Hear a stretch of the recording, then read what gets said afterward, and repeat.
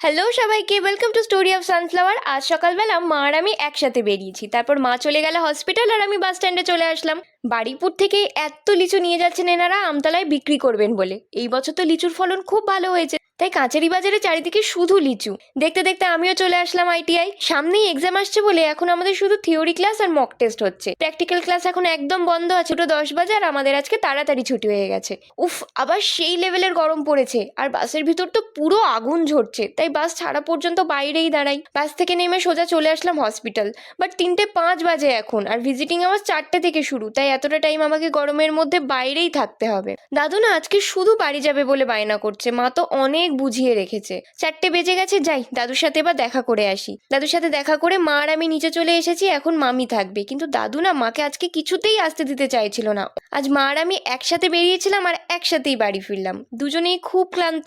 আজ তবে আসি, বাই।